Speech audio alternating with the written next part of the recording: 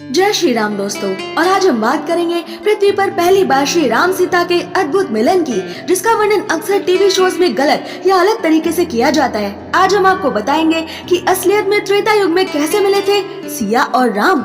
दोस्तों, जब राम लक्ष्मण जी अपने गुरुदेव संग मिथिला आते हैं तो एक सुबह उनके गुरुदेव उन्हें पूजा के लिए फूल लाने जनकपुर की खास पुष्प वाटिका में भेजते हैं। श्री राम जी लक्ष्मण संग इस पुष्प वाटिका में आते हैं तो एक बड़ा सुंदर दृष्टांत आता है कि श्री राम का सामना इस बागीचे के मालिक से होता है। माली श्री राम को अंदर जाने से मना करते हैं। कारण पूछने पर वो माली बताता है कि श्री राम की महिमा तो इतनी है कि यदि वो पत्थर पर भी पाँव रखे तो वो भी स्त्री बन जाता है, और इस पुष्प वाटिका में तो कई सुंदर शिलाएं हैं। अगर ये भी नारियों में बदल गई तो क्या होगा?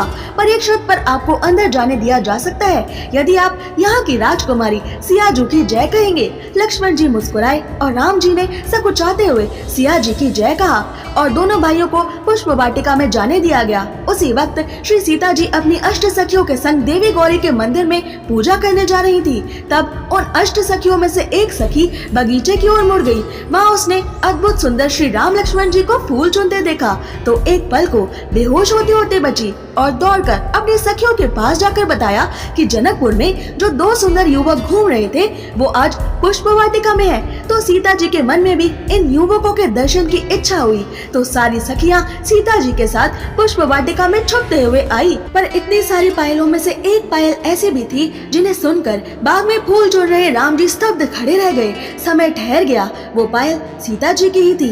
लक्ष्मण जी ने श्री राम की ऐसी दशा पहले कभी न देखी थी।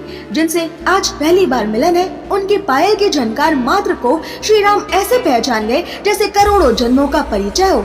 सीता जी अब सखियों संग पत्तों लताओं में छिपकर राम जी को पहली बार देखती हैं तो आंखों से आंसू आने लगते हैं। सीता जी को नारद जी की बात याद आने लगती है कि जब किसी पुरुष को देखकर तुम्हारा मन बिल्कुल वहीं स्थिर हो जाए तो समझ जाना कि पृथ्वी पर हरि का अवतार हुआ है। श्री राम ने भी सीता जी को देखा तो मानो चांद रूपी सीता जी पर चकोर रूपी राम जी के नयन ऐसे टिके कि वहाँ से हटने का नाम ही नहीं ले रहे, जैसे कोई आईने में खुद का ही रूप देख रहा हो।